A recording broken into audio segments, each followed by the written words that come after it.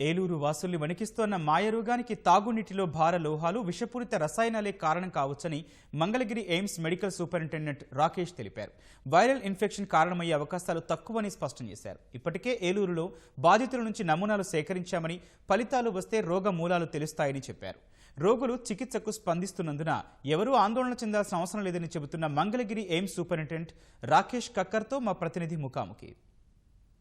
గత 2 రోజులుగా ఏలూరులో అంతుచిక్కని రోగం నగరవాసుల్ని భయపెడుతూ ఉంది.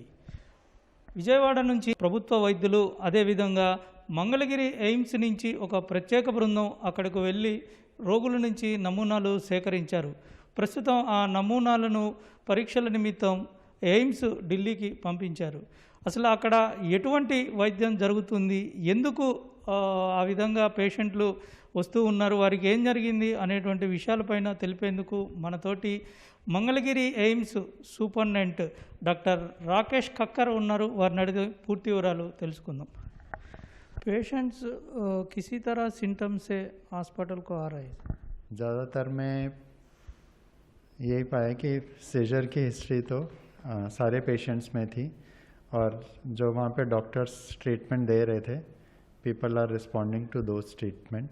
तो अभी मेन कंसर्न हमारा था कि अब उसका कॉज मालूम किया जाए और उसके जो रूट कॉज है उसको ख़त्म किया जाए, जिससे कि एपिडेमिक को ख़त्म किया जा सके और फर्दर केसेस आने बंद हों.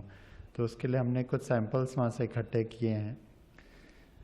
कुछ ब्लड सैंपल्स लिए हमने, कुछ वाटर सैंपल्स लिए, यूरिन सैंपल्स, एंड ये सैंपल हमने फिर आज ला के एम्स दिल्ली में भेजे हैं अभी सैंपल्स के फर्दर एवेल्यूशन.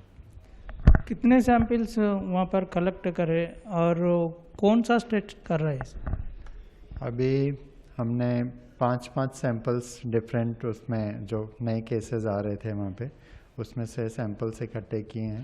अभी कारण पता करने के लिए कोशिश हो रही है, इसलिए वो सैंपल्स को स्टेट गवर्नमेंट ने भी हैदराबाद भेजे और उनकी तरफ से भी गए हैं, और with their cooperation we have sent sample to AIIMS Delhi also. So state government भी एफर्ट्स कर रही है, और हमारा सबका यही प्रयास है कि उसको डिजीज़ को जल्दी से जल्दी रोका जा सके.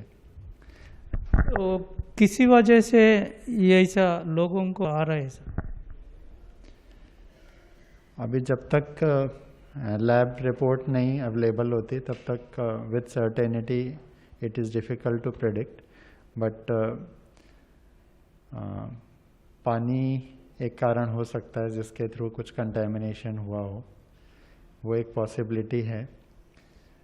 तो जब ये जो सैंपल भेजे गए हैं उनकी रिपोर्ट मिलेगी, तभी कुछ सर्टेनिटी से बताया जा सकेगा कि ये पानी है या कुछ कोई वायरल कॉज या कुछ इन्फेक्शियस कॉज हो सकता है क्या. जो मेटल का कारण भी ऐसा हो सकता है? हाँ, कुछ ऑर्गेनोक्लोरीन कंपाउंड से इस तरीके की हिस्ट्री मिलती है, या कुछ लेड पॉइजनिंग में भी पॉसिबिलिटी होती है कि, तो जो किसान लोग ज़्यादातर वो यूज़ करते हैं पेस्टिसाइड्स वगैरह, उसमें वो एक कारण हो सकता है. मतलब अभी जब तक रिपोर्ट नहीं आए तो कंफर्म कहना मुश्किल है, बट वो एक पॉसिबिलिटी है. हॉस्पिटल को आने वालों को किसी तरह लक्षण आप पहचानत करे थे? अभी तक तो मेन जो हिस्ट्री है, मतलब उसमें बाकी सिस्टम्स इन्वॉल्व नहीं लग रहे. लाइक रेस्पिरेटरी सिम्टम्स ज़्यादातर में नहीं थे, डायरिया किसी में नहीं था. तो बाकी सिस्टम सिर्फ न्यूरोलॉजिकल इन्वॉल्वमेंट है, वो भी in the form of seizure है. मतलब कुछ छोटे से ज़्यादा झटके से आके हिस्ट्री है, और बाकी टाइप उनको न्यूरोलॉजिकल एग्जामिनेशन भी किया तो पेशेंट्स स्टेबल थे, आराम से वो बात कर रहे थे हमसे. तो क्योंकि ट्रीटमेंट को रिस्पॉन्ड कर रहे हैं, इसलिए पैनिक की ज़रूरत बिल्कुल भी नहीं है.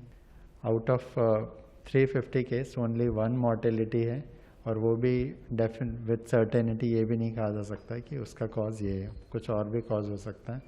इसलिए क्योंकि लोग रिस्पॉन्ड कर रहे हैं, मॉर्टेलिटी नहीं है, तो घबराने की बिल्कुल ज़रूरत नहीं है। ये घटना के ऊपर आप कुछ रिपोर्ट गवर्नमेंट को दे रहे हैं सर? हाँ, हमने रिपोर्ट बना रहे हैं, हमारे एक्सपर्ट्स, जल्दी हम स्टेट गवर्नमेंट को सबमिट करेंगे। तो అక్కడ తీసుకొచ్చినటువంటి నమూనాలను ఎయిమ్స్ ఢిల్లీకి పంపించామని, అదేవిధంగా దీనిపైన ప్రాథమిక నివేదికను ప్రభుత్వానికి త్వరలోనే అందజేయనున్నామని చెప్తూ ఉన్నారు. కెమెరామెన్ కోటితో జయప్రకాష్, ఈటీవీ న్యూస్, మంగళగిరి.